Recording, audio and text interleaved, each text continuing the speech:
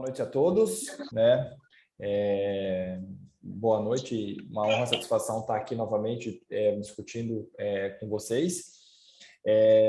Hoje a proposta que nós temos é conversar um pouquinho sobre a emergência, né? Que na verdade é um novo setor exclusivo assim do hospital, né? O hospital ele vinha de todo esse tempo com atendendo emergências, mas agora a gente está setorizando, né, na sala 3. O hospital agora está equipando a sala de emergência, né, com os equipamentos básicos aí para fazer o suporte básico e avançado à vida. E, consequentemente, também a gente vai fazer uma capacitação da equipe, né, em relação a isso, né? E para vocês entenderem, né, o protocolo ainda vai continuar sendo o mesmo, né? Em relação ao paciente chegar em classe 1 e 2. Na semana passada foi feito um realinhamento com a equipe da recepção em relação ao atendimento de emergência. Então, os pacientes classe 1 e 2 vão ser triados, né, imediatamente para a sala de emergência, através aí da ativação do código azul. E aí foi feito, né, a doutora Amanda deve ter passado para vocês uma escala, né, de equipe médica que vai atender prioritariamente esses pacientes, e não todos ao mesmo tempo, como foi feito no primeiro momento, até mesmo para a gente ter uma escala de quem vai atender e não dar aquela percepção da família que está todo mundo saindo toda hora. E, obviamente, esses pacientes vão ser atendidos e ali na sala de emergência vai ser realizado o suporte básico à vida, né? Juntamente com o suporte avançado, que vão incluir aí todos os procedimentos, né, que envolvem o ABC, né, garantia via aérea, uma boa ventilação, e identificação e contenção de hemorragias e circulação, que seria basicamente aí o acesso vascular ou acesso intraósseo junto com a fluidoterapia, né, e as medicações pertinentes a isso, ou eventualmente uma manobra de reanimação cardiopulmonar também, quando o paciente se tratar de um paciente classe 1, né? Então, basicamente, essa série, né, essa sequência de atendimento vai ser feito nessa sala. Basicamente, a gente vai estipular que o tempo de permanência na emergência de 2 com um adicional de 1 hora, ou seja, de 2 a 3 horas no máximo, esse paciente vai ficar ali na sala de emergência, e dali ele tem alguns direcionamentos, né? Ele pode, eventualmente, se a família não autorizar nenhum procedimento, a partir desse momento, o paciente é encaminhado para casa com alta pedido, ou é encaminhado para outra unidade ou para outro hospital, ou o paciente pode adentrar as dependências do hospital, aí praticando desde procedimentos de internação até procedimentos de cirurgia, né, em caso aí de hemorragias ou alterações que implicam numa indicação cirúrgica imediata. Então, essas são as vias com qual o paciente deve seguir, né? Lembrando que existe uma prerrogativa básica perante o Conselho Regional, né, e o Conselho Federal, obviamente, que os atendimentos de emergência têm que ser feitos de maneira prioritária. E só tirando uma dúvida, né, que foi levantado, quando o paciente é a prioridade, né, a gente é facultativo quando o paciente é emergência, a gente estabelecer e obedecer à lei do estatuto, né, do idoso e da lei preferencial de atendimento, quando o paciente é a emergência, né? Então, os pacientes classe 1 e classe 2 seguem a prioridade de atendimento de emergência médica e não a prioridade descrito na lei. Quem que é o áudio que está contaminando aqui? Vocês conseguem identificar? Quem que é o áudio? Luísa, o nome. Tá, você consegue mutar ela? Consegue mutar ela? Uhum. Então, lembrar que nesse cenário, os pacientes da emergência médica classe 1 e 2, eles não obedecem à classe de priorização de atendimento do estatuto aí, das prioridades, né, da gestante, do idoso e pessoas com deficiências físicas, né? Obviamente que, ou com gestantes, na verdade, não, com mulheres com crianças amamentando também, né, com lactantes. Então, nesse contexto, a gente já tem que atender a emergência. E aí lembrar que a gente não pode vincular nenhum pagamento prévio, nenhum procedimento burocrático prévio ao atendimento de emergência, e esses pacientes vão entrar na emergência para esse atendimento. Então, o suporte básico à vida vai ser feito, né, as manobras que a gente vai descrever, né, as manobras vai ser feito ali, vai ficar descrito ali na sala de emergência quais são as manobras que estão inclusas, até para ficar visual por parte da família, quais são as manobras que estão inclusas, e basicamente todas as manobras que envolvem o ABC, mais exames laboratoriais de urgência, né, que inclui basicamente lactato, glicemia, hematócrito, proteína total e o FAST, né, as técnicas ecográficas de urgência, que são aí o AFAST, o TFAST e o VET-Blue, tá? Ou o que a gente chama de GFAST, que é a união de todas essas técnicas que a gente utiliza na emergência. Então, basicamente, isso que está incluso, né? E as drogas inerentes a isso, tá? Analgésicos, antibióticos, quando se tratar de um paciente choque séptico. Lembra que a única recomendação de utilizar antibiótico como emergência, né, de maneira geral, é o paciente choque séptico. O paciente em sepsia ainda tem um racional de a gente aguardar a definição de foco. Já foi discutido isso quando a gente definiu o protocolo de antibióticos do hospital. Então, a única condição que entraria antibióticos na sala de emergência seria o paciente em choque séptico. As demais condições poderiam aguardar por uma definição melhor, por um uso racional do antibiótico, conforme já foi discutido quando a gente fez o nosso fluxograma e o nosso operacional de antibióticos do hospital. Então, envolvem basicamente medicações de emergência, envolveriam aí basicamente analgésicos, né? Basicamente antihemorrágicos, né? Principalmente por grupo trauma ou transamin, né? E algumas medicações específicas para condições específicas, né? No caso, a terapia osmótica para o paciente com trauma crânioencefálico, com Glasgow reduzido, né? As adrenalina para as reanimações cardiopulmonares, as noradrenalinas para os pacientes em choque séptico na sala de emergência, que não responderam à reanimação volêmica. Então, existe um grupo de medicações que vai estar bem fácil para vocês consultarem, as quais os pacientes podem utilizar na sala de emergência, que estão inclusas no primeiro momento nesse atendimento.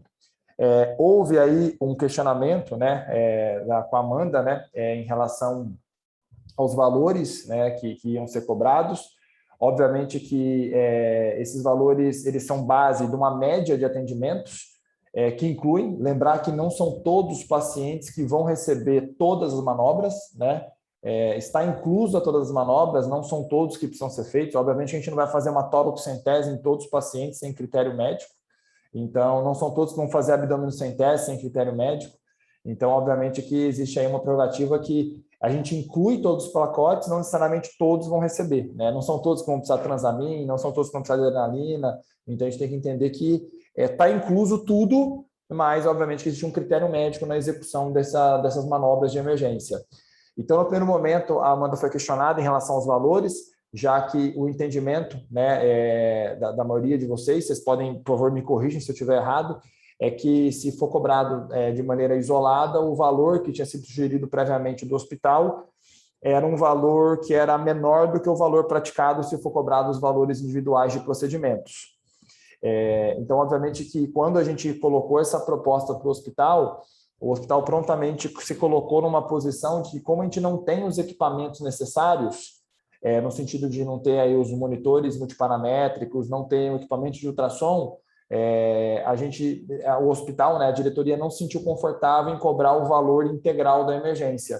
Então, por esse motivo, a gente sugeriu um valor um pouco subsidiado, né, reduzido, o que pode ter gerado, no primeiro momento, um desconforto aí por parte de alguns, né, que sugeriram que o pacote individual, por procedimentos individuais, geraria aí um valor mais alto, né? A gente entende esse questionamento, obviamente, né? Só que a gente coloca, né, que a gente está equipando, né, realmente essa sala, essa unidade, porque é uma unidade que é um centro de custo dentro do hospital, né? Uma unidade que ela precisa ter uma rentabilidade também do hospital. E, obviamente, que precisa ser cobrado as coisas lá dentro, né, dos protocolos. Então, a gente decidiu, no primeiro momento, que a monetização e a cobrança vai continuar do jeito que ela continua hoje, tá? Com cada um lançando os seus procedimentos inerentes à situação de emergência.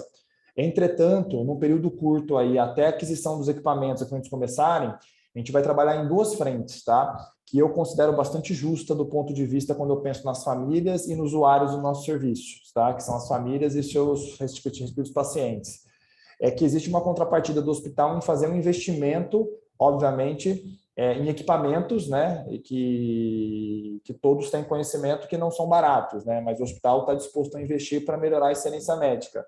Mas existe uma contrapartida também que é importante que vocês saibam, que a gente vai também fornecer capacitação para toda a equipe mas existe uma contrapartida nossa, né, na verdade, das próprias famílias, né, a que a gente entenda que a gente está dando toda a estrutura médica, não só de equipamentos, mas de médicos. Então, vocês já foram informados, né, e a gente vai fazer aí uma sequência de treinamentos, alguns já foram feitos, mas que vai ser feito aí uma sequência de auditorias clínicas, né? Vocês já sabem disso, que é justamente para a gente entender em todas as vias se o hospital está fazendo a parte dele, no sentido de oferecer uma infraestrutura adequada para esses pacientes serem atendidos, e se os médicos estão fazendo a parte deles de estudarem, se capacitarem, estarem preparados para atender uma condição de emergência. Então, essa auditoria vai ser feita de maneira sistemática, né, no sentido de que a gente vai sempre aí buscar entender da equipe se os pacientes estão se beneficiando de todos esses treinamentos que estão sendo feitos, né?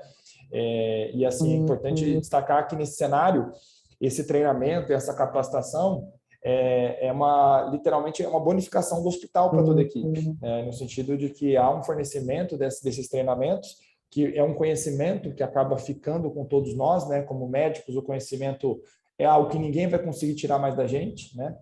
Então, é uma via de mão dupla, né? Então, no sentido que a gente realmente vai equipar, né? O hospital vai se equipar, mas a gente exige também que os médicos estudem e estejam ao mesmo nível da infraestrutura que o hospital está investindo nessa sala de emergência. Então, basicamente é isso. Então, vai haver aí um investimento grande, né, em relação a isso, investimento não só de equipamentos, mas de pessoas, né, no sentido de capacitação médica. E eu acredito que nesse cenário todo, no final, quem ganha são os pacientes e as famílias que vão usar esse serviço de emergência, né? São poucos hospitais que vão ter, né, que tem uma estrutura exclusiva para isso, né?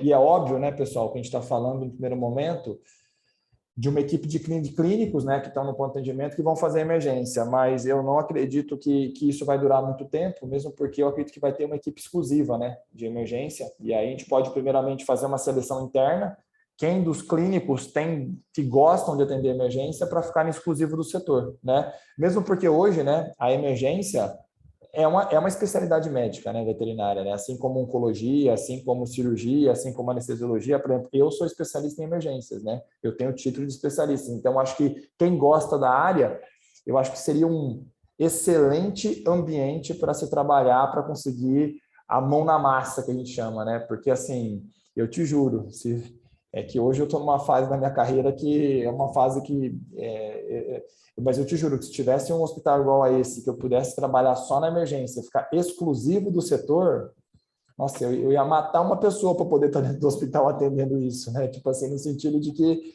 é uma oportunidade da vida, né? Porque, cara, é muito bom, né, ter a opção. Eu falei matar, a pessoa tá gravando, a pessoa vai gravar e vai só editar esse trecho, vai de coisa. É mentira, não mataria ninguém, não, pessoal. Estou falando que é uma oportunidade ímpar, né, para quem gosta de atender emergência, porque a casuística do hospital, a gente fez um levantamento prévio, são no mínimo 10 emergências por dia no horário comercial, no horário se a gente for contemplar das 10 às 10, daria umas 10 emergências por dia, né? Isso de média, né? Eu estou falando, tem dias que tem 20, né, emergências. Então, acho que não tem local melhor para se praticar emergências, que aí ainda mais que vai estar tudo equipado. Então, aí a proposta inicial é de tentar buscar dentro da equipe quem tem capacitação e queira ficar na sala de emergência exclusivo, isso vai ser no futuro próximo, ou eventualmente alguém que vai vir de fora mesmo, né, que queira ficar só na emergência. Então, essa a primeira nossa rodada de explanação em relação a como vai funcionar o serviço. E é óbvio que essa aqui é uma reunião de tirar dúvidas mesmo, né? Justamente para vocês entenderem mais do nosso trabalho, né? Do sentido como que vai ser feito e tirar as dúvidas aqui. Então, fiquem à vontade aí para a gente poder discutir. Faz sentido isso que eu falei para vocês, pessoal? Sentido essa parte? Para mim, eu conversei com a Amanda aquele dia, então agora, no momento, não vai ser um valor de combo emergência, vai ser ainda cobrado os valores separados. Assim, Ana ou Carol? Como que eu te chamo? Tanto faz, me chamo mais de Carol. Ana no hospital. Ana, perfeito. Então, Ana, seguinte, o que eu percebo, tá? Eu quero que vocês, estou colocando isso em discussão. A gente tem, assim, um valor de prática de honorários médicos que ela é muito aberta ainda, né? Ela é muito maleável, né? Então, eu posso ter colegas que cobram 400, colega que cobra 800, né? Em relação ao próprio, às medicações em si, não existe um preço tabelado. E isso é muito ruim, né? Eu vou te explicar por que é muito ruim. Porque eu posso lidar com uma situação e usar um serviço hospitalar com um intervalo de uma semana com pacientes diferentes ou com mesmos pacientes e posso pagar valores diferentes no hospital. E isso pode abrir uma brecha de um questionamento da família, o que mudou de um profissional para o outro, o que mudou de um procedimento para o outro. Então, eu acredito que se a gente tivesse uma homogeneização no sentido de cobranças, de uma tabela, né? Eu acho que seria mais fácil o operacional e mais fácil da família, que é o usuário do nosso serviço, que consome o nosso serviço, ela entender isso, né? Então, eu acho que uma heterogeneidade em relação à cobrança, ela pode aí, em algum momento, gerar uma percepção de valor que não é legal. Então, eu acredito que no primeiro momento a gente vai manter, né? Até mesmo porque o entendimento geral é que a sala ainda não está totalmente equipada, né? E a gente entende também que os médicos podem também não estar totalmente preparados, né? Então, essa heterogeneidade de cobrança acontece, então a gente quer homogeneizar, né? A gente quer fazer a homogeneização e padronizar essa cobrança, tá? E para que a gente consiga cobrar um valor que a gente considere justo, né? Tanto para as famílias, né? Quanto para o hospital e quanto para a equipe médica, sem dúvida nenhuma. Sim. A minha única dúvida é que, por exemplo, tem casos que vai usar tudo e tem casos que não vai usar praticamente nada numa emergência, né? Assim, igual você falou, um vai precisar de toracocidese, intubação, às vezes, reanimação, etc. E algum que entrou, por exemplo, convulsionando, vai ser um acesso venoso e um diazepam, por exemplo. Aí, vai ser o mesmo valor para os dois pacientes? Porque, na verdade, Ana, o que se está cobrando, na verdade, é o É a serviço de emergência, emergência, né? É a emergência, tá? né? É o empenho médico naquela situação. É por isso que a gente vai ponderar uma média do que vai ser usado de insumos para aquele que seja uma média mesmo, né? Uma média no sentido de que o honorário médico, né, que é considerado o mais oneroso, né, no sentido para a família, porque é o que a família paga, é o tempo do médico que está ali, né, do lado do paciente, né? Independente se estou fazendo um diazepam ou entubando, lembra que eu atendo a emergência, eu deveria entubar da mesma forma que a facilidade que a gente entuba na emergência é a mesma facilidade que a gente prepara um diazepam, porque a gente está preparado para isso. Então, na verdade, é o meu tempo, né? Eu vou lá, calculei o diazepam, pedi para o enfermeiro aplicar, estou monitorizando aquela resposta, da mesma forma que é o mesmo tempo que eu estou gastando para entubar um paciente. Então, é por isso que a gente usa uma média ponderada, né? De tempo que esse paciente fica na emergência. Então, por isso que é uma média. É por isso que eu acho que é claro que essa média ela pode favorecer em algumas condições, no sentido que o médico pode só simplesmente pedir para fazer um diazepam e fazer um monitoramento, que aí, quer não, o raciocínio médico é uma coisa mais tranquila, ou realmente um caso mais complexo, de uma dificuldade respiratória, que ele tem que fazer uma sequência de intubação rápida. Mas é por isso que realmente a gente tem uma média, né? Uma média, que eu acho que todos se beneficiam delas, né? Então, acho que essa primeira parte inicial é uma média que a gente chama de um serviço de atendimento emergencial, né? Então, acho que essa média seria adequada para todos, né? Seria uma adequada, até facilitaria o entendimento da família, né? No sentido, olha, esse aqui é o serviço de emergência que foi feito. Que, por exemplo, eu atendo tutores que sempre entram em emergência com pacientes convulsionando. A Karen atende um que convulsiona bastante, eu atendia também, e já sabiam que ia ser cobrado catéter, medicação, e às vezes apenas isso, né? Eu acho que para essas famílias que já conhecem, talvez um valor muito alto, eles já se assustem, não sei. Entendi. Que, na verdade, assim, a gente tem que ter só uma padronização, é que será que os valores que estão sendo cobrados hoje são justos, né? Então, a gente tem que só avaliar isso, né? Por exemplo, que às vezes, agora a estrutura vai mudar, né? Porque a gente vai ter um monitoramento melhor, vamos rodar um eletrocardiograma desse paciente, avaliar uma saturação, avaliar um lactato desse paciente. Então, quer queira, quer não, vai haver um incremento da excelência médica, né? Então, isso, claro, a gente vai ter ganhando mais assertividade, né, dando mais qualidade no atendimento, e é óbvio que o investimento do hospital vai ser maior e, obviamente, que tem uma contrapartida das famílias que consomem esse serviço pagarem mais, né? Não tenha dúvida. Ô César, Sim. desculpa, cortei alguém aí. Não? Eu acho que a gente podia também pensar até nisso, né? Que eu entendi exatamente, né? Assim, a diferença que é gritante a monitorização, né? Até os equipamentos, tudo. Mas não sei, será que não seria interessante até padronizar como explicar isso? Porque cada um enxerga de uma forma, né? Assim, pelo menos para explicar igual para todo mundo, tipo, só que de uma forma mais sem tecniquez, sabe? Eu gostei desse termo que você usou. Para o cliente entender, né, essa venda, né, de vender o valor, acho que, sei lá, talvez padronizar até como explicar, desde o veterinário até o caixa, né, sei lá. Porque como eu imagino que a gente vai ter, acho que a pergunta acho que a Ana fez é até pensando neste questionamento que vai ter, né, que a gente vai ter os malandrinhos, né, que aí a gente seleciona, mas vai ter aqueles que são os leigos, muitos, né, na verdade, que eu não sei o valor exato, mas se subir de, sei lá, 400 para 1.000, né, eu imagino que a gente vai ter bastante contratempo que vai gerar atraso e tal. Não, pelo contrário, viu, Toshio? A gente fez um levantamento agora, a Amanda fez um levantamento preliminar, que os valores que a gente sugeriu no primeiro momento que fossem cobrados, tá, na emergência, eram valores que variavam entre 350 a 450 reais, de acordo com o peso, tá? E o levantamento e o questionamento foi justamente esse, da equipe médica, que parece que hoje, cobrando avulso, sem fazer o monitoramento de investimento, o valor que eles cobram hoje é maior do que esse que eu sugeri.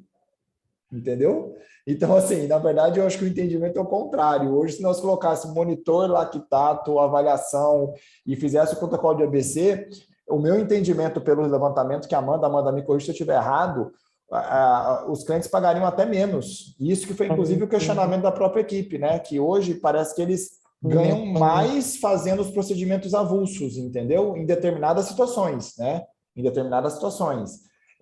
Então, assim, a média, Amanda, você consegue explicar isso, por favor? Isso, eu puxei aqui uma média de uns 15 dias, né, que tem a média de 350, 340, estourando aí chega a 400 reais, a média. Aí alguns muito mais e outros que não atingiriam nem 290. Então, assim, Toshio, a média, ela tá mais, assim, mais cara. Na verdade, assim, a nossa preocupação no primeiro momento foi justamente essa sua. Mas a gente viu que é o contrário. Parece que hoje eles estão pagando mais do que a gente está querendo cobrar. Não, o pacote não vai ser R$ 1.000. Pelo contrário, tem gente hoje que cobra um pacote de emergência R$ 800 no hospital. E nossos valores que a gente tinha vindo sugerindo era de 350 a 450, entendeu? Eu estou preocupado, então, com o retorno de investimento. Sim, sim, exatamente. Então, assim, Então, cancela a sala. Não, então, não, que assim, o valor em si, quando a gente calcula, né, 350, 450, a gente consegue ter um cashback baseado nos valores que a gente calculou, né? Uma rentabilidade que a gente já tem de média para o hospital. É uma média. Os que não, né? Aquele, padronizar os picaretinha, então, sei lá, que é o malandrinho. Então, eu acho que esse valor, eu acredito que vai ser um valor que a gente vai padronizar sim, mas no primeiro momento, até para que não haja um desconforto aí, a gente trabalhe nessa linha de hospital investindo e equipe médica investindo, né? A gente consiga no final chegar num valor que seria justo para todo mundo, né? Entendido. Obrigado aí. Nada, que é isso. Eu vi que tem umas perguntas, eu vi que a Pamela estava respondendo. A Pamela não, a Pamela, a Amanda, né, está respondendo, né? Tem alguma pergunta aqui?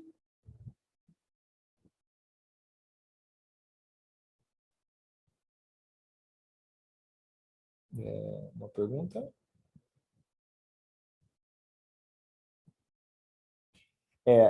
Realmente. Perguntaram de ultrassom, mas você respondeu, né, Amanda? Está tudo respondido, né? Tem alguma dúvida? Tainá, eu não sei se você conseguiu tirar as dúvidas. Se você quiser perguntar agora para o César, pode ficar à vontade.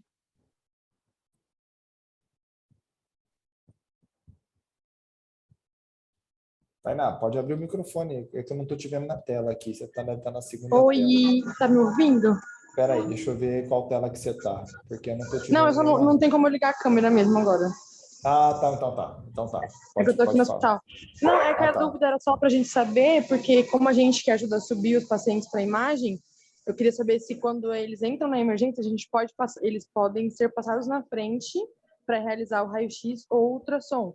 Ou tem que ficar aguardando a fila do raio-x e do ultra, porque se tiver que aguardar, isso demanda tempo e aí vai passar desse tempo que o paciente tem que ficar na sala.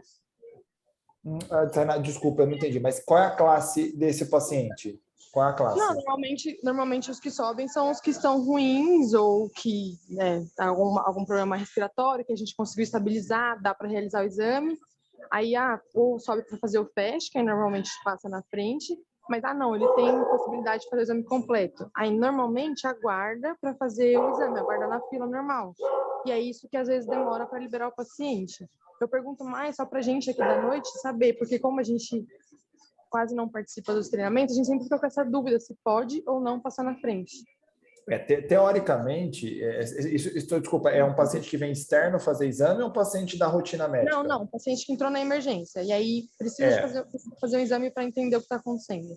Perfeito. Assim, lembra que raio-x não é de emergência, tá? Não existe raio-x de emergência mais. Esse conceito é um conceito totalmente antigo. A gente não utiliza raio-x para emergência. Não existe raio-x de emergência, tá?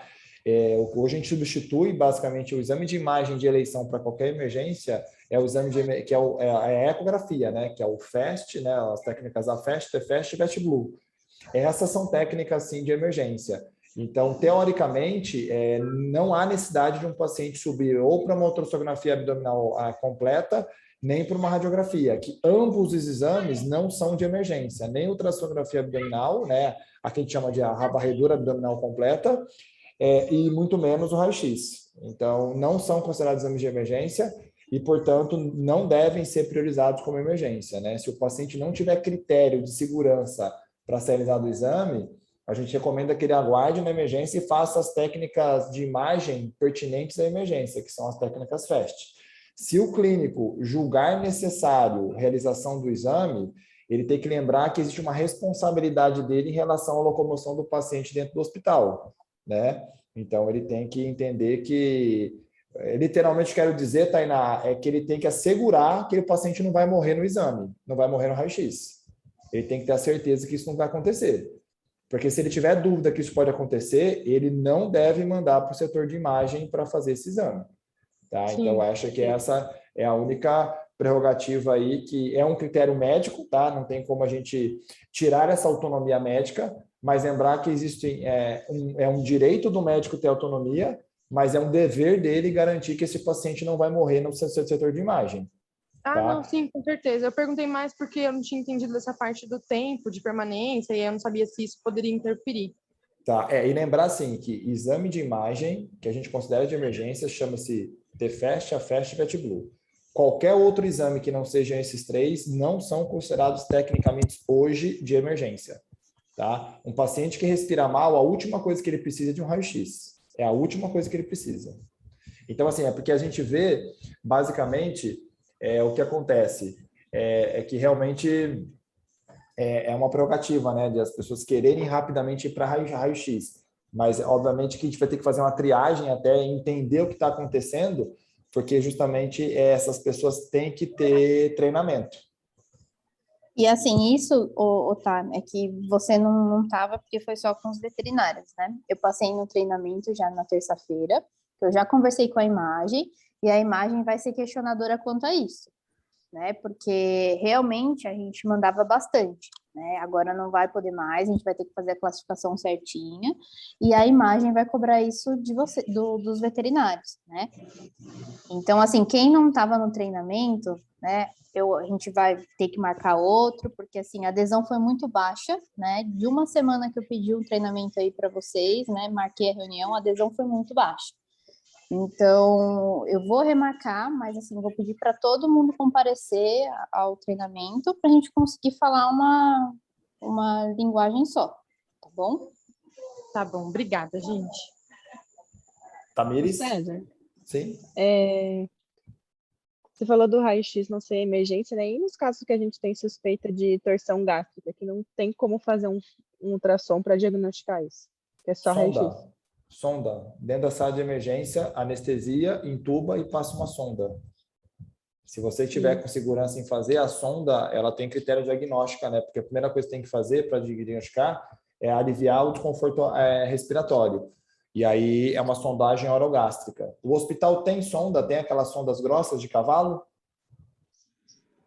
Na cirurgia. Acho que só na Que me cirurgia, lembra né? que as sondas ficam na cirurgia. A gente pode adquirir uma e deixar na emergência, entendeu? E deixar uma sonda orogástrica na emergência, porque assim, um paciente respirando mal, ele vai fazer a gastrocentese, que é o procedimento de emergência para esses pacientes, para aliviar o desconforto respiratório e o retorno venoso.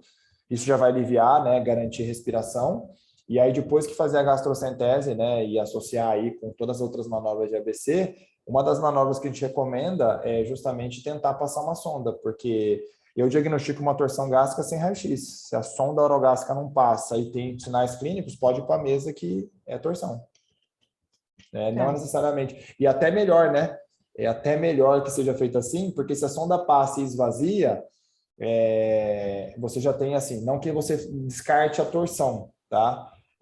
Mas a vôvulo a sonda não passa, né? Então você tem a certeza que se a sonda não passou, você já tem um diagnóstico, assim, pode abrir. Eu não tenho dúvida que uma sonda que não evolui, uma sonda orográfica que não evolui, e a gente mede ela por fora e está na altura da entrada gástrica, assim, a literatura é clássica, pode pedir para abrir, e ainda se você tiver ainda um parâmetro que após a descompressão gástrica, reanimação volêmica, o lactato é acima de 3,2, a literatura é clássica, esse paciente está torcido. Certo. Tá. E foi um questionamento também quando a gente estava discutindo com a Amandinha, e hérnia diafragmática? A ruptura diafragmática, assim, aí vai depender muito do histórico do paciente, né? Se for uma ruptura aguda, o que a gente tem que fazer nesses casos, se tiver um desconforto respiratório importante, é justamente tentar as manobras de intubação de sequência rápida. Esse paciente precisa ser intubado, né? Tá. Então, lembrar que, assim, que eu não vá para a radiografia, mas eu garanto o ABC primeiro. Eu não posso garantir, eu não posso permitir que um paciente dispneico vá para a solução de emergência. Então, nessa sequência, ele está dispneico a ponto de, pode ser uma ruptura? Ok. Então, intuba esse paciente, faz uma sequência de intubação rápida, garante um suporte ventilatório para ele, nem que seja de forma manual, e aí esse paciente, nem que seja para ele intubado, fazer a radiografia. Porque, assim, o que não pode permitir é que um paciente morra na radiografia pelo posicionamento radiográfico. E alguns tipos de rupturas, Tamires, dá para fazer o diagnóstico físico, tá? Basicamente pelo posicionamento do animal e aquele silêncio abdominal na palpação ou até mesmo na ausculta é uma evidência, tá? E com o FAST, justamente, se a gente vê uma alça dentro do TFAST, já é o suficiente para a gente pensar nisso, tá? Então, se eu tiver um histórico de um paciente com trauma, é por isso que tem que haver contexto, né? Eu acho que é importante isso, o raciocínio de emergência é um raciocínio que ele tem que ser muito lógico, né? É um paciente que está com desconforto respiratório grave, agudo, pós-trauma, e na palpação eu sinto uma ausência de vísceras abdominais no próprio abdômen, e durante o TFAST eu vejo uma víscera na cavidade, que não é difícil a gente ver, tá? Não é difícil a gente ver, quando tivesse uma ruptura maciça, a gente já tem um diagnóstico diferencial sem necessariamente eu precisar da radiografia, né? E aí, nesse caso, se o paciente apresentar um desconforto respiratório grave, o que ele precisa ser intubado rapidamente para suporte ventilatório, na emergência. Tá certo. Obrigada. Tá bom? Nada. César, uma pergunta. Em relação à torção, por exemplo, em alguns momentos a gente não tem como anestesiar, né, entubar, para passar a sonda, e o cirurgião já está disponível no mesmo momento para abrir, né, para pôr na mesa. Não seria um risco maior anestesiar 2 vezes? Não, o que eu estou dizendo aqui, por exemplo, Ana, é que seria um risco maior colocar ele na mesa, tá? Com ele torcido com dificuldade respiratória. E se ele não tiver com dificuldade respiratória, se a gente fizer gastrocentese, ele estiver confortável?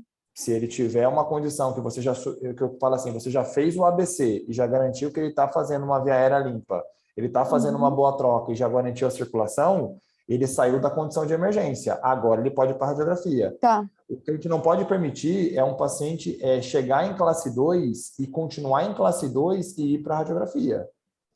Acho que a Larissa está aí, ela pode também complementar. É uma tragédia quando um paciente morre na radiografia, porque, assim, não faz sentido. Assim, literalmente, pessoal, quando o paciente morre na radiografia, a leitura que nós vemos é que a equipe de emergência falhou. Tá? Porque se a equipe de emergência liberou, é porque ela não podia ter liberado, porque não é normal um paciente morrer na radiografia. Tá? Então, assim, não que não possa ir, tá, Ana? Eu não estou falando que um torção não possa ir, mas como que ele iria de maneira segura? Ele iria, após ser garantido a via aérea, que geralmente esses casos podem chegar com muita celorreia, né? Então a gente tenta fazer uma boa higienização da cavidade depois de uma sedação. Depois de fazer uma gastrocentese, né, importante, né, pode ser um trocáter, pode ser um catéter 14, vários catéter 14, depois de fazer uma analgesia desses pacientes e depois de fazer, eventualmente, se necessário, uma reanimação volêmica. Se eventualmente vocês não conseguirem sondar o paciente, só que esse paciente ele sobe numa condição para radiografia, numa condição mais confortável, né? O que não pode, eventualmente, chegar lá na radiografia, o paciente sem uma prévia gastrocentese, chegar com o estômago. Eu não sei se isso é normal acontecer, Larissa, mas a gente encontra no serviço, o paciente entra com o estômago parecendo um balão para fazer uma radiografia de torção. E aí ele sobe sem o suporte básico ainda sendo feito, né? Não sei se é rotina, mas tem alguns hospitais que nem a gastrocentese prévia é feita na sala de emergência. Algumas vezes, infelizmente, sobe assim, bem dispineico. É complicado. E é como você falou, o cliente não entende por que morre no nosso setor, né? Porque fica lá, então por que subiu se ia morrer, sabe? E aí acaba que parece que a culpa é nossa que queria fazer o exame para diagnosticar, entendeu? É uma situação bem desconfortável. E algumas vezes o clínico nem sobe para acompanhar, tipo, sobe com o enfermeiro e o tutor. E aí até descer e entubar e reanimar, enfim. É bem triste, assim. Faz bastante tempo que não tem acontecido isso. Depois que começaram os treinamentos, melhorou bastante algumas coisas. Ainda o pessoal tinha ficado com algumas dúvidas, por isso que eu falei com a Amanda, sobe classe 1, classe 2, não sobe, fica nessa dúvida, né? Ficava nessa dúvida, ela conversou com a gente realmente sobre o que ela falou com eles, e eu espero que melhore. Na verdade, tem melhorado bastante, mas eu acho que ainda alguns clínicos ainda questionam muito, então não vai subir, então como é que eu diagnostique? Assim, eu não sou clínica mais, então eu não às vezes eu não tenho como falar para eles, você tem que fazer alguma coisa, né? É um pouco difícil para a gente debater, às vezes, com os clínicos, que é difícil subir um paciente assim, né? E se for ruptura? Que eles indagam a gente tá com distrição respiratória, foi atropelado. E se for ruptura? E se for não sei o quê? E se for não sei o que lá? Então, eles ficam perguntando, se tiver contusão, se tiver líquido.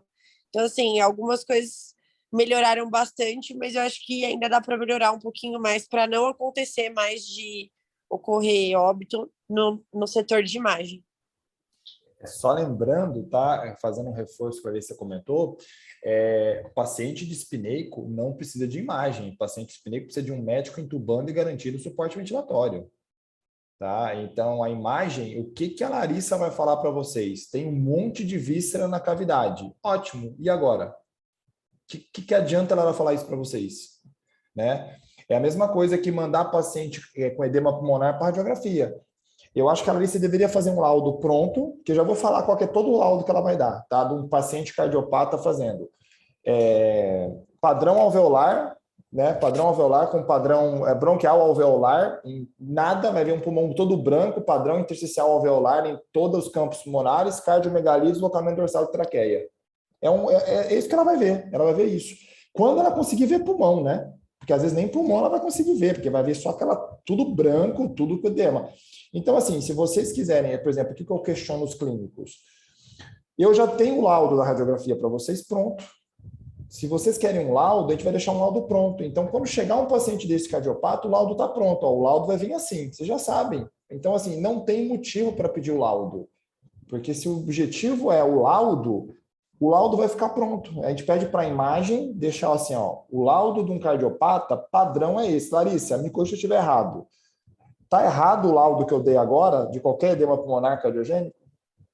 Não, alveolar, às vezes é difuso, às vezes é caldo dorsal, né, que é bem alveolar, coração aumentado, deslocando a traqueia, é isso mesmo. Precisa colocar mais alguma coisa? Ou a gente pode deixar padronizado isso para os cardiopatas com edema? Vamos deixar padronizado. Então, não precisa pedir. O laudo está pronto. E não precisa nem cobrar do cliente, hein?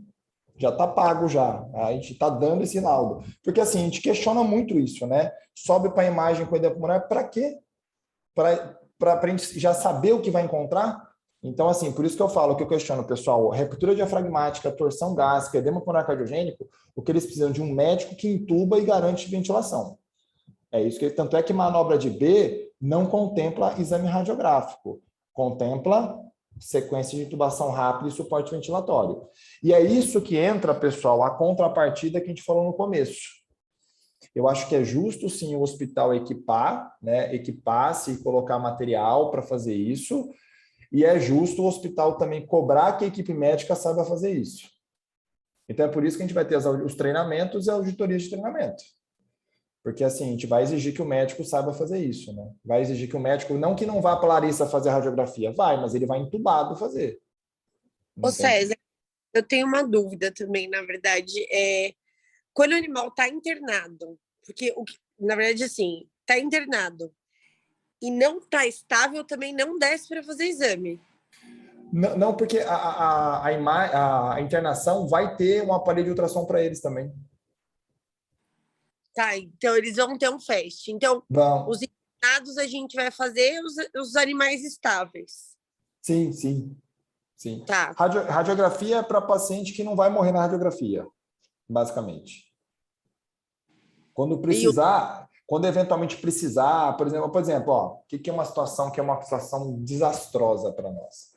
É um paciente que está respirando mal e tem suspeita de corpo estranho. Aí é uma tragédia, porque às vezes eu preciso dar radiografia para o corpo estranho, que pode ser a causa que levou à dispneia, para uma broncoaspiração.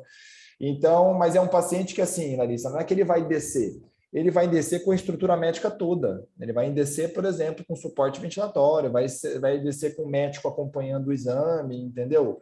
Com kit de parada pronto, com tudo que a gente precisa, porque sabe que o risco é maior, né?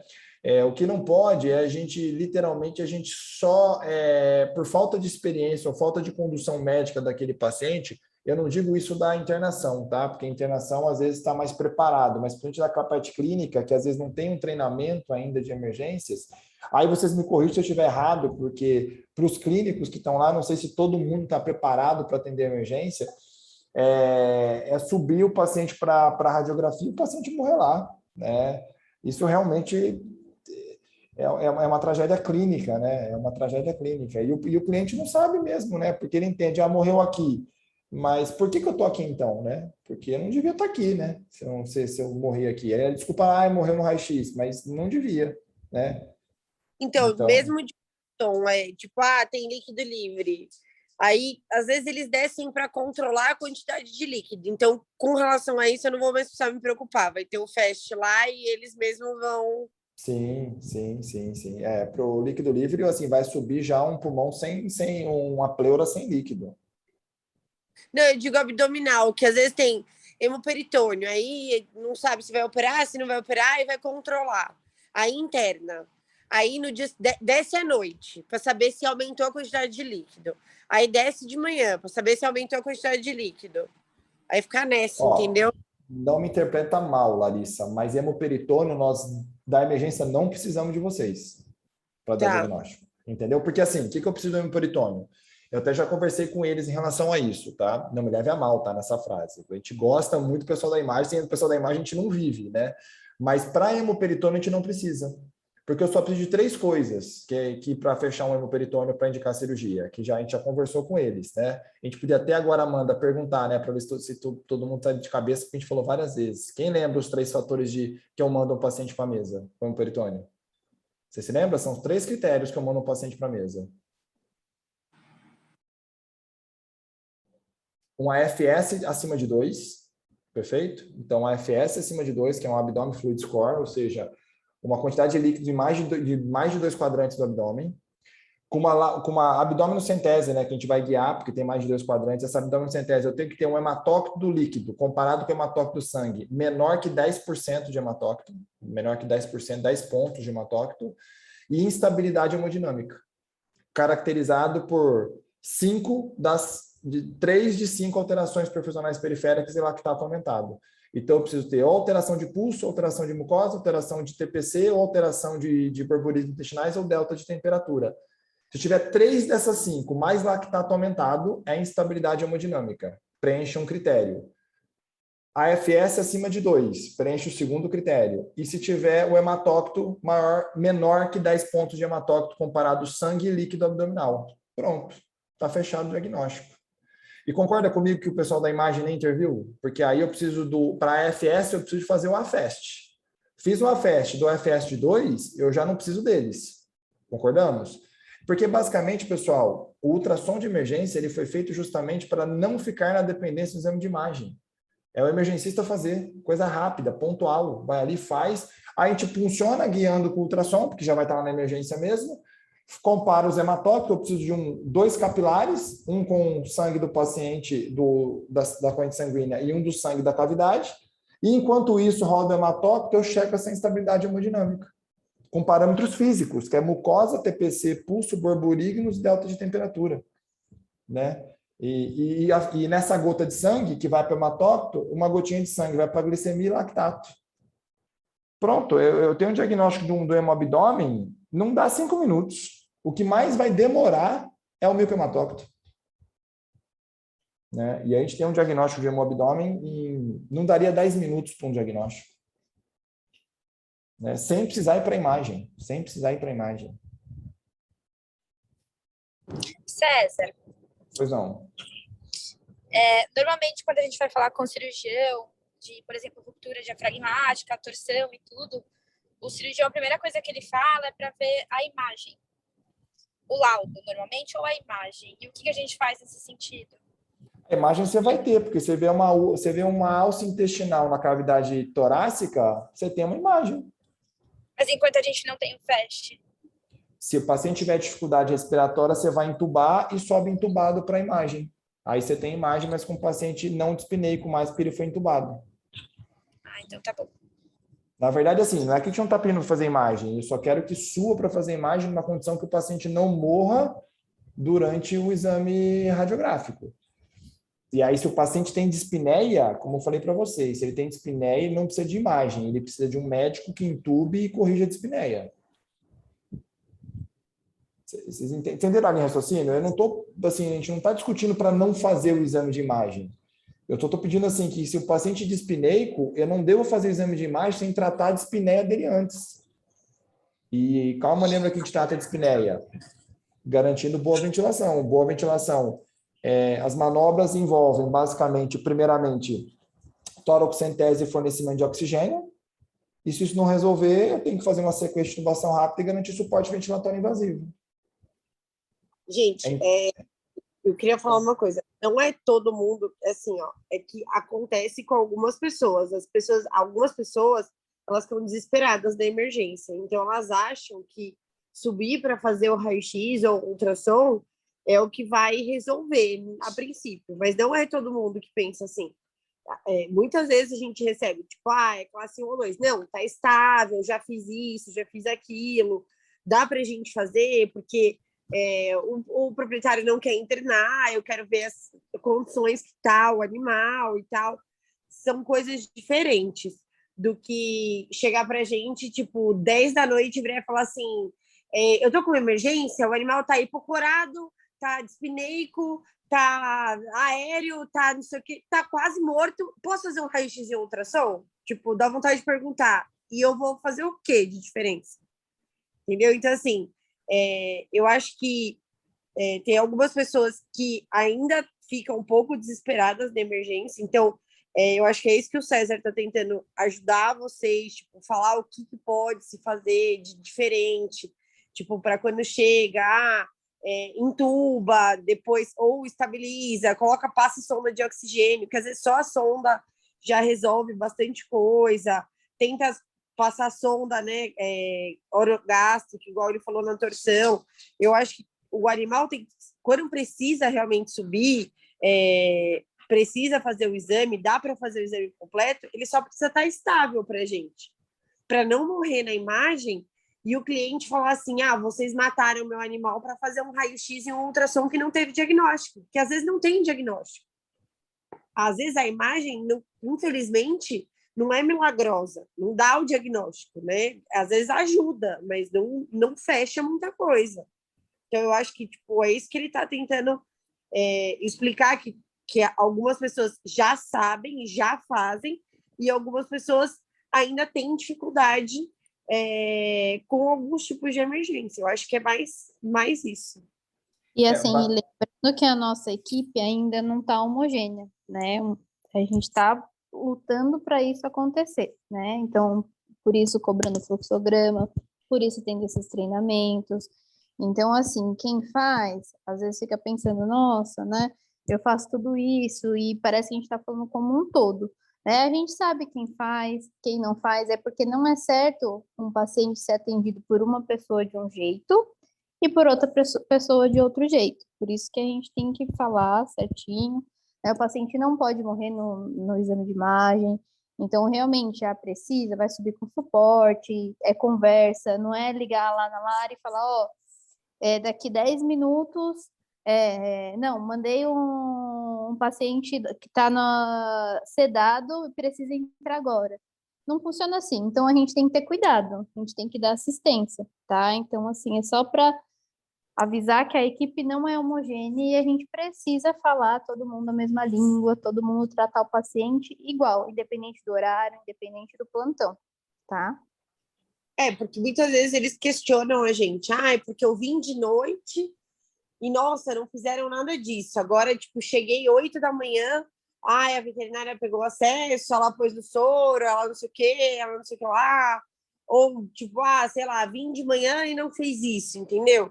Então, assim, eu acho que é muita coisa, tipo, é o que a Amanda falou, e algumas vezes, tipo, um pouco de desespero, às vezes às vezes o cliente fica, mas não vai fazer não sei o quê, mas não vai fazer não sei o quê. Então, assim, às vezes é um pouco de experiência também, de como falar com o tutor, que eu acho que está todo mundo aprendendo coisas novas. Perfeito. Tamires, eu vou deixar você falar, mas rapidinho, só para complementar o que a Larissa disse, realmente o que a gente só não quer, pessoal, é que o paciente suba para a imagem antes de finalizar o ABC, tá? Então, o ABC, que é via aérea, boa respiração e circulação, tem que ter completado, né? Só pode subir para outro departamento quando completar o ABC. Ou seja, teoricamente, nenhum paciente dispineico poderia chegar na imagem, né? Porque quer dizer que o ABC não foi completado ainda, né? Pois não, Tamires?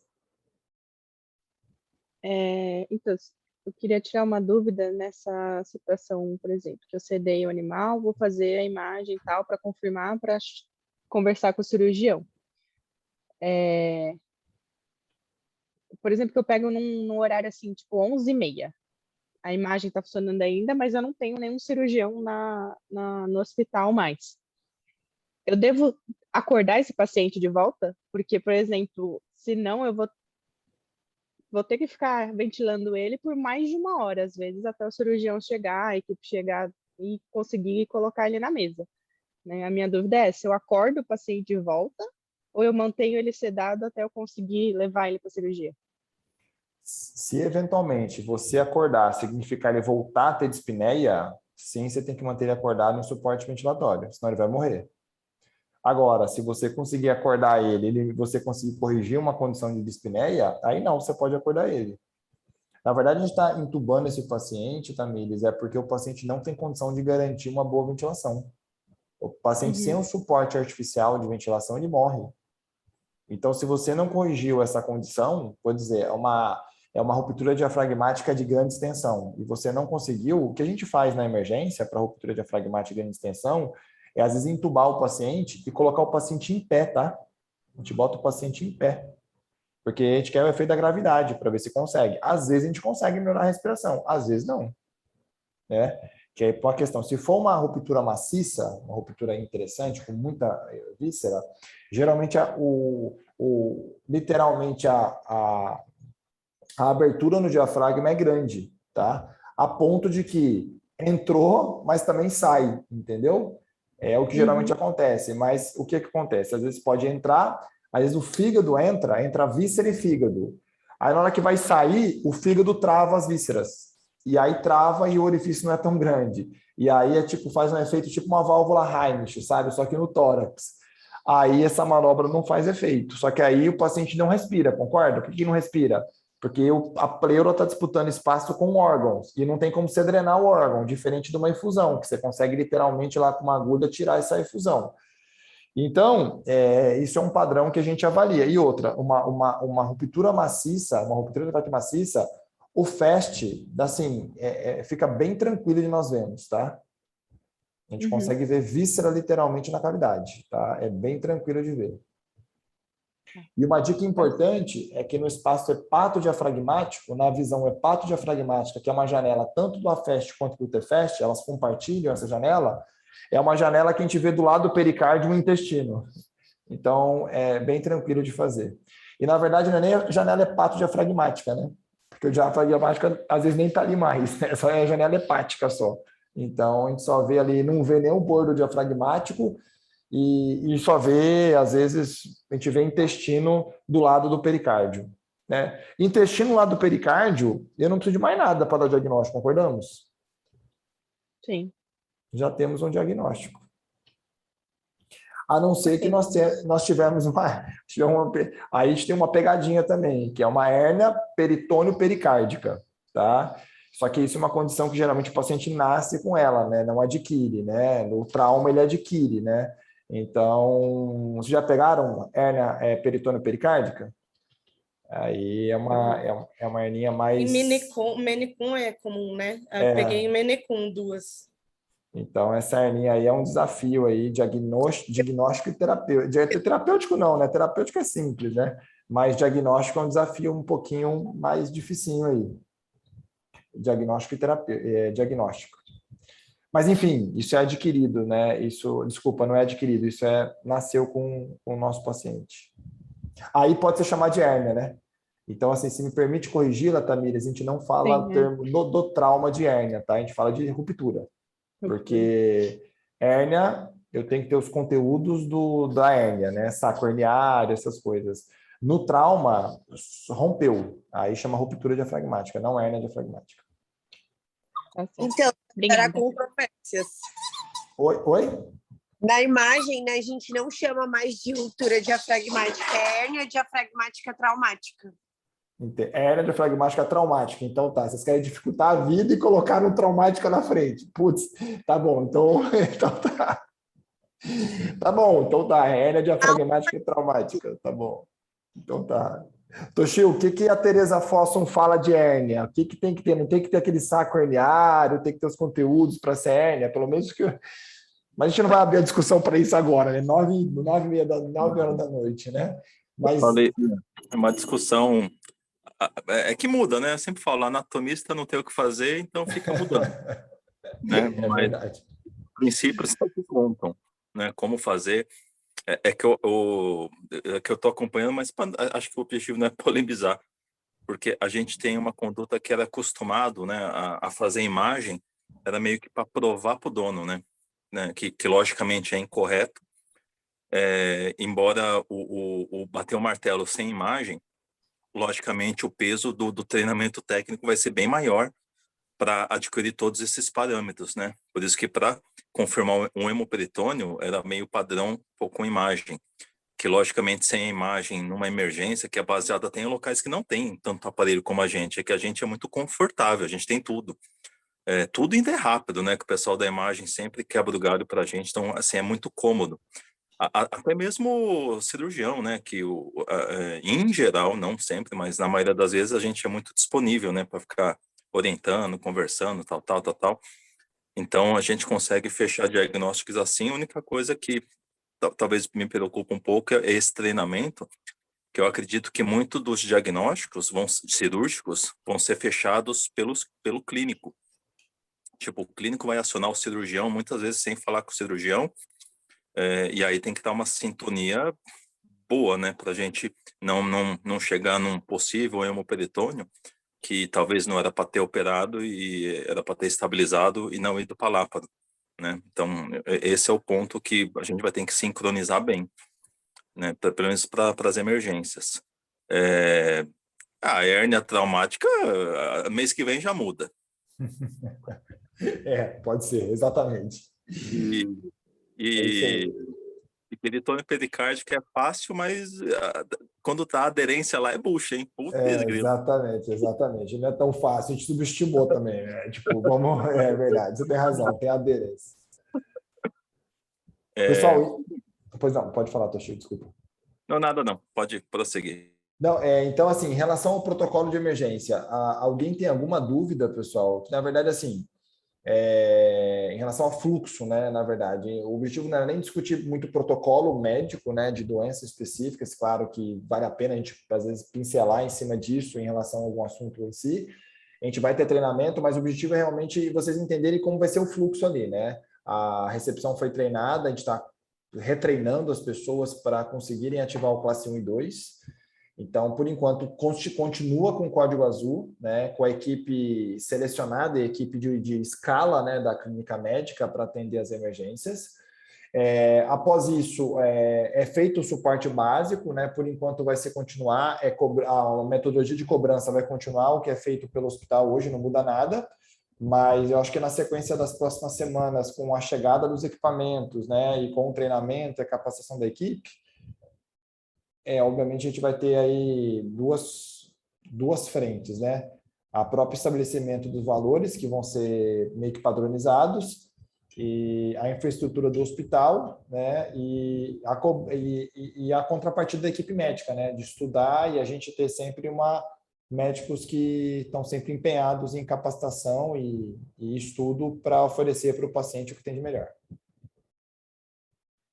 César, aproveitando até, eu estava conversando com a Amanda, a gente comentou agora pelo WhatsApp, não sei se é válido, como acho que a equipe ainda não está por dentro da regra do fluxograma de subir o classe 2, junto com o enfermeiro da internação e o trainee da clínica subir para ficar com esse paciente lá em cima, nos períodos que os veterinários não conseguem dar suporte. Então, não sei se você quer falar um pouquinho disso para eles ou se você prefere que eu fale um pouco mais. Não, aproveitar que tá várias pessoas aqui, na verdade, que se estabeleceu no horário de visita, porque a gente tem um problema, tá? Quando sobre paciente no horário de visita, pensando no paciente em primeira instância, qual pensando no paciente? Ninguém recebe esse paciente lá em cima em relação a médicos e esse paciente fica desassistido no horário de visita porque os médicos estão empenhados em fazer horário de visita. Então, esse é um problema, essa é a nossa dor, né? E a outra dor é que se a gente segura o paciente lá embaixo, né, no PA, sob supervisão do clínico, nós travamos o PA e geramos outra dor, que se eu tenho o PA travado, eu tenho o tempo de espera aumentando, né? Então, a gente tem duas dores. Então, para resolver as duas dores juntas, tá? O que a gente fez? Tem que destravar o PA e esse paciente precisa subir. Já existia uma regra interna que paciente grave, né, 1 e 2, não sobe sem assessoria de pelo menos 2 enfermeiros, né? A gente já tinha estabelecido isso, que é o enfermeiro da clínica médica e o enfermeiro da internação. Então, isso já tinha uma prerrogativa e só subiria com autorização de recebimento do paciente pelo veterinário da internação. Esse era o protocolo, né? O clínico ligava na internação ou ia pessoalmente, informava a condição do paciente. O veterinário da internação autorizava o enfermeiro dele a descer e esse paciente subia. Né? Isso acontece no horário fora de visita, tá? Isso é o padrão do horário fora de visita. Só que no horário de visita a gente tem um agravante, porque esse clínico às vezes não pode nem falar e esse clínico muitas vezes não tem como receber esse paciente, porque ele está empenhado na hora da visita. Então, para resolver esse problema, o que a gente fez? A gente fez, pelo menos assim, o enfermeiro desce, né? E sobe o paciente, o enfermeiro da internação, o enfermeiro da clínica médica e o trainee da clínica médica. Porque quando chegar o trainee da clínica médica, ele fica acompanhando o paciente, se possível, inclusive com o trainee da internação, esse paciente que é mais grave. Então, teoricamente, ali aquele paciente teria ali 2 veterinários, né, que são os 2 trainee, até que um dos médicos da internação consiga se liberar e admitir o paciente e dar sequência geral para ele. Isso para os pacientes classe 1 e classe 2. O classe 1, obviamente, com os termos de recusa de não UTI já assinados, parte da família, porque o classe 1, teoricamente, não deveria nem subir, né? Porque o classe 1 a gente sabe que é paciente de UTI, já deveria o clínico ter orientado a família em relação a transporte e mobilização para UTI. E para todos saberem, né, o hospital fez um convênio com a UFAP, né, que é a UTI aí de São Paulo. Então, para todos saberem, né, a gente liga para a UFAP e primeiro vê a disponibilidade da família, se a família tem condição de manter na UTI. E se tiver, esse paciente, teoricamente, nem liga para a internação, né? Ele já fica pelo PA mesmo e já sai de ambulância para a UTI. Agora, se a família não tiver condição financeira e não tiver condição de internar, ele pode subir, ciente dos riscos, né? E aí ele sobe nesse fluxo, né?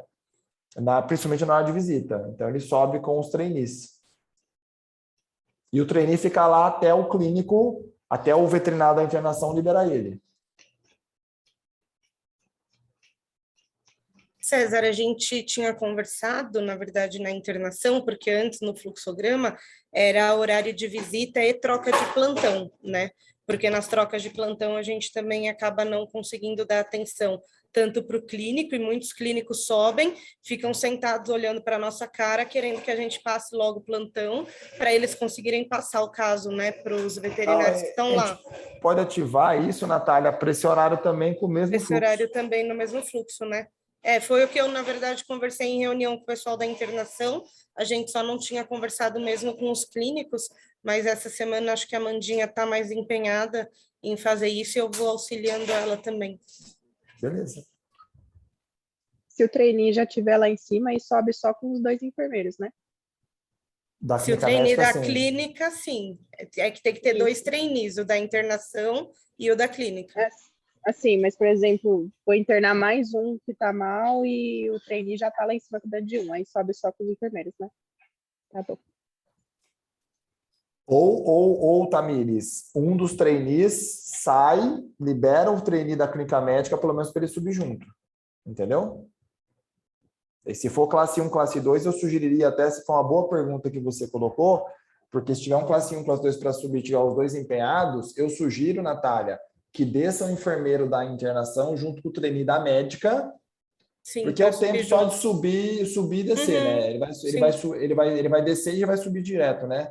Aí não é que a gente lá na internação não vai estar dando suporte, né? Os veterinários vão estar lá, a gente vai estar auxiliando o trainee, mas a gente não vai conseguir ficar, né, o tempo todo com esse paciente, principalmente na entrada dele na internação, que às vezes é um momento que ele chega mais descompensado. Então, a gente vai dar suporte para esses trainees. Então, não teria o problema, igual o César falou, de descer um trainee para buscar, junto com um enfermeiro, o paciente que esteja mal para subir, né?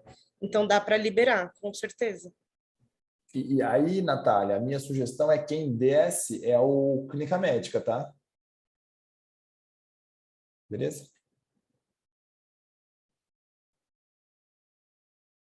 Mais alguma dúvida, pessoal?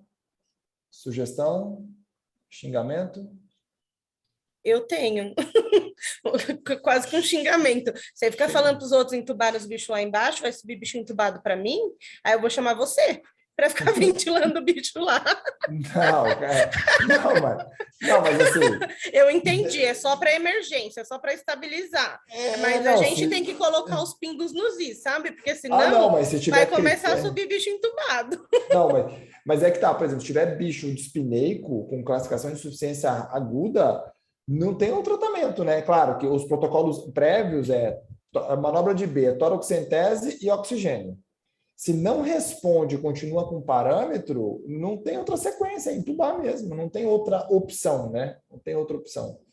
Então, claro que vai ter critérios, tá, pessoal? Pelo amor de Deus, a gente não vai entubar qualquer um, vai ter critérios, que é a melhor conduta, né? E quem sabe, dependendo da rotina que nós tivermos, no futuro aí, que os pacientes não sejam mais encaminhados para UTI, né? Que nós tenhamos aí uma unidade de terapia intensiva na unidade, mesmo porque eu acredito que eu também não tenho dúvida, é que já temos número suficiente de pacientes que precisariam de UTI que ficariam na própria unidade, entendeu? Sem necessariamente precisar encaminhar.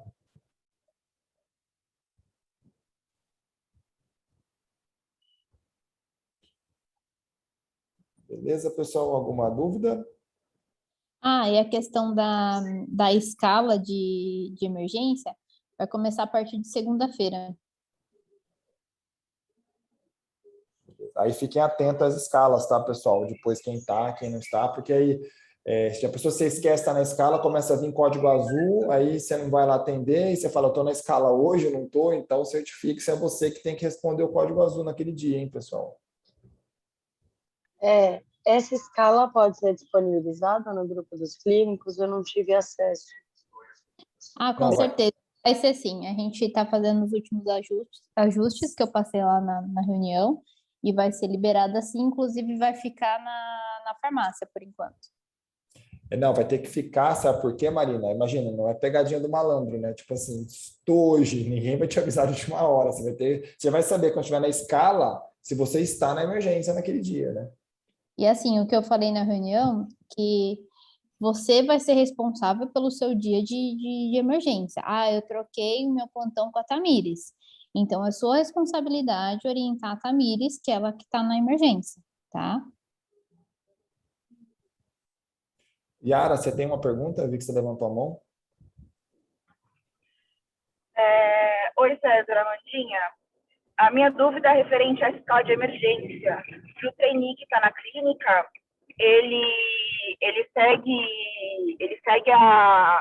o clínico que ele está acompanhando naquele momento, então se ele for para emergência, ele acompanha, ou em todos os casos de código azul, a gente pode ir para emergência, ou a gente deve ir para emergência. Acho que não tem regra, Yara.